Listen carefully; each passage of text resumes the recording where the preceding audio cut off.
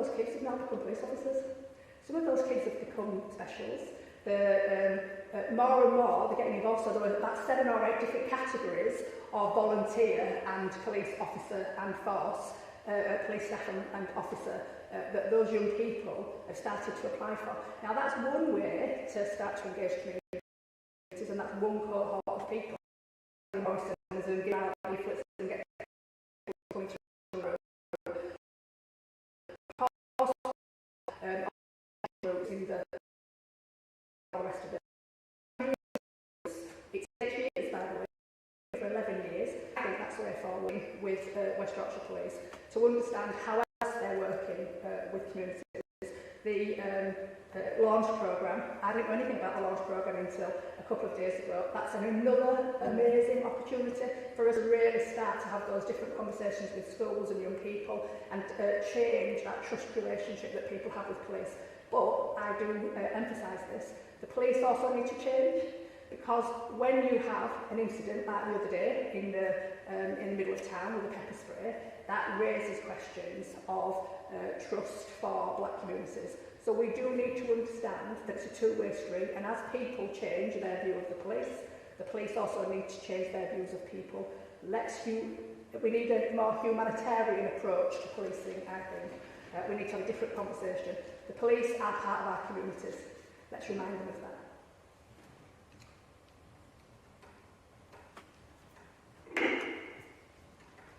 Thank you, Alison. We've got Carl Burke who wants to ask a question. And then one more question after that. Roger, okay, lastminute.com. We'll finish on Roger's question. Thank you, Carl. Thank you. This kind of follows on a little bit. We spoke about police and communities, about neighbourhood policing. I'm a true believer in neighbourhood policing, value of work that they do. And working at that level in our communities, we can see how effective they are and the work that takes place in building.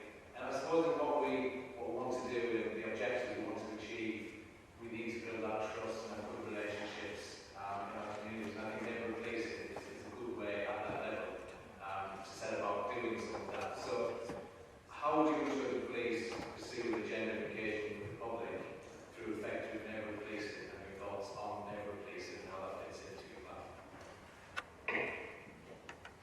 So neighbourhood policing is the future. I mean, it's the past, but it's also the future. And it's a massive prevention agenda, because the only way that we're going to get communities and police talking together is via neighbourhood policing. And as a councillor, I was massively in support of neighbourhood policing. As a member of this panel, we constantly talked about neighbourhood policing, and we used it as one of our the commitments that we used to get out of the PCC when we did the precept. We'd asked for precept commitments, and one was that they had to retain their commitment for neighbourhood policing and PCSOs, because we understand how important that is to the communities that we serve. But it's also essential for things like serious and organised crime, because intelligence comes from those neighbourhood policing. So it's not just about those police officers and staff who are in those communities, it's also that they are part of the bigger picture in terms of prevention and prevention of real harm offences too. So I've always been a massive subscriber to neighbourhood policing, and over 20 years I've been involved on and off in policing. So yeah, there's nothing you've got to worry about from me in terms of neighbourhood policing, and I will definitely, working with Mayor Brady, who also is a big fan of neighbourhood policing, ensure that that stays very much at the heart of our policing strategy. Thank you. Councillor Sophie, Thank you, Chair. Alison has obviously got a wealth of experience in public service, and in that you've been a councillor for many years, and you have public record of certain views on certain issues. My question is how you would handle perhaps conflicting views to be lost there, and how you would handle those issues where you may have a different stance or public record on those issues. Oh, that's a very good question. I have to say, so far we've been twins. So I can't think of anything where that would be the case, but obviously we're different people, we're not the same, and that might happen from time to time, but we're adults, we'll have a conversation, and ultimately I am a political appointment, and Mayor Brading is the elected Mayor of West Yorkshire, and what Mayor Brading wants is what Mayor Brading gets, and if I can't give her that because it's not in line with my values, then I will go, because that's the extreme. I can't see that happening because we're so aligned in our vision for West Yorkshire and our values. I suspect we'll have a conversation, and through that conversation we'll realise actually we're on the destination is the same, but the path to get there we've got confused. So I'm 100% convinced that it will not be problematic. But ultimately, I know that the elected mayor is not me. Thank you, Alison. Being very open and honest. So, Roger, you have the final question. I would expect you to be quadrangulating by now. That's the next task for you. I've got three really short questions. In your published statement, you claim to have a unique set of skills and experience, so perhaps you share with the panel why you believe they're unique. Secondly, I'm interested to know what sort of personal success measures you'll set yourself. So how will you know whether you're doing a good job or not?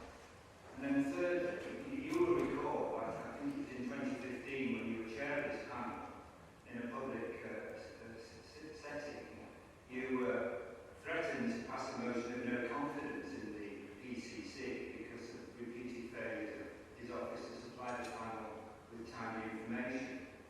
So let's turn the tables now. You're in that hot seat. So how would you propose to work with the panel to ensure that such a situation never arose?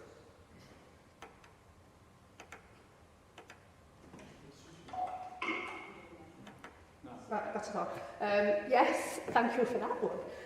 So, on your last point, actually it was the Chief Legal Officer who told the panel that we have at our disposal a vote of no confidence should the issues we were having with the Office of the Police and Crime Commissioner continue. That was definitely a conversation we had with the Mayor, and obviously it made it clear that that was at our disposal.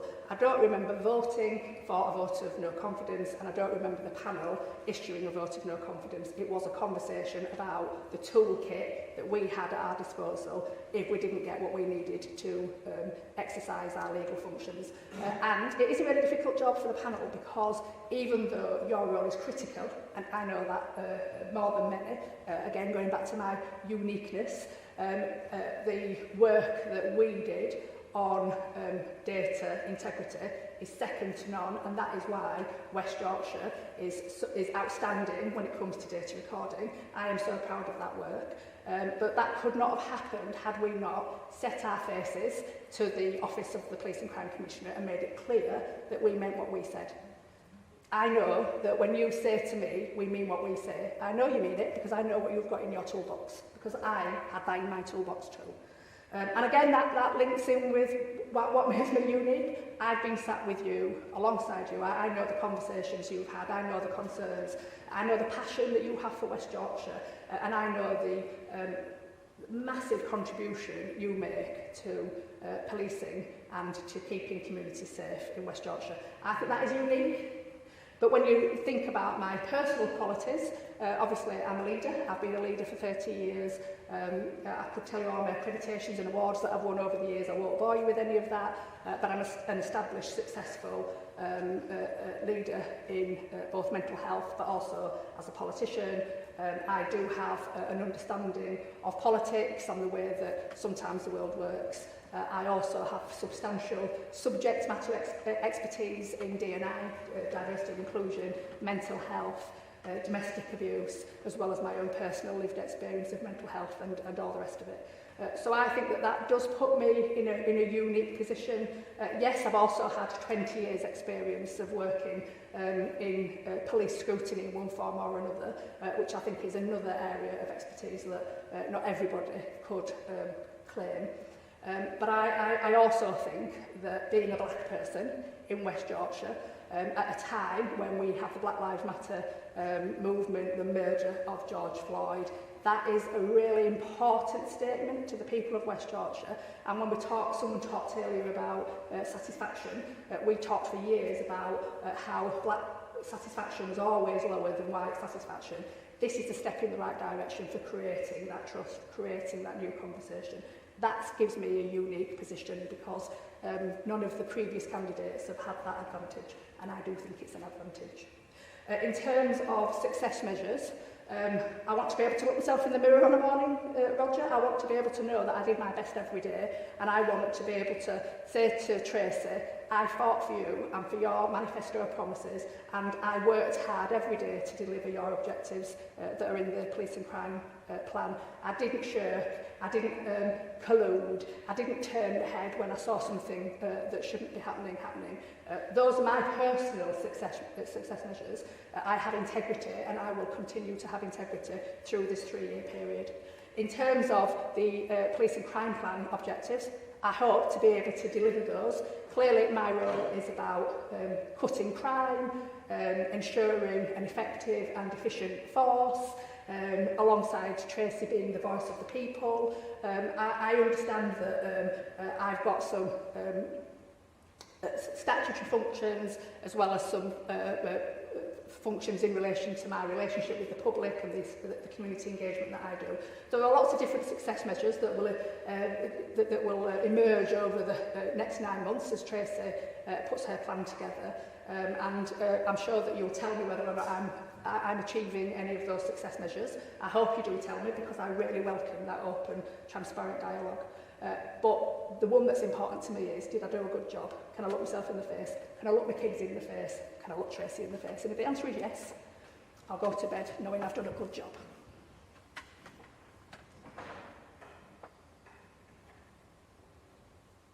Thank you, Alison. Thank you very much for your contribution and answers you have given wholeheartedly with passion. I think we can conclude the question session now. We've had a good session of questions. So now, if I could ask Mary and Alison and members of the public to leave the meeting for a short while until we have a discussion on the recommendation, and then we invite you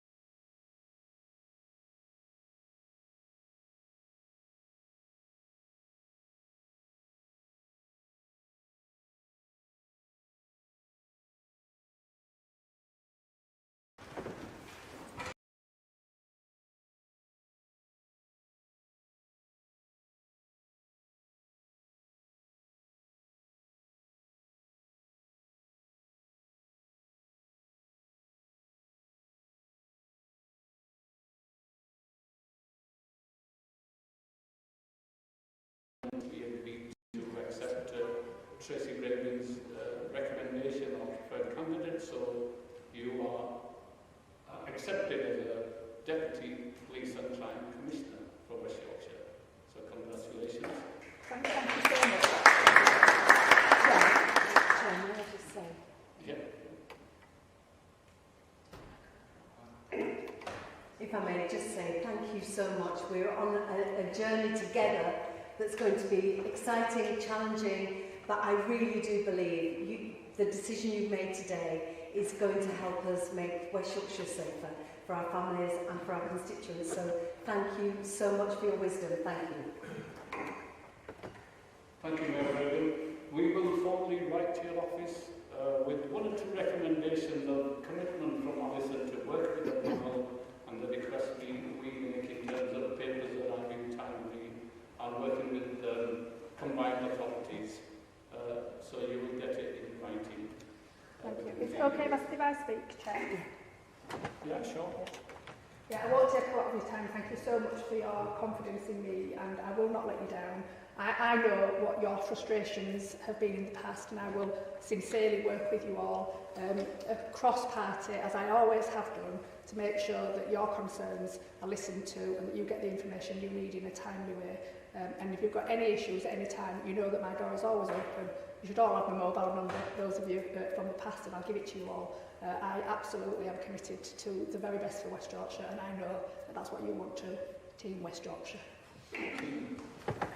So, finally, final comments from the Chair's powers. Can I thank Mayor Braden, Alison Law, the Deputy Mayor of West Yorkshire Police and Crime Panel, and all the panel members, HR and support staff for organising today's meeting and for the attendance of all the panel members. So thank you very much, and look forward to working together in future. With the panel members will be meeting next week for the elections on 25th. Thank you. Great. Well done. Get to work.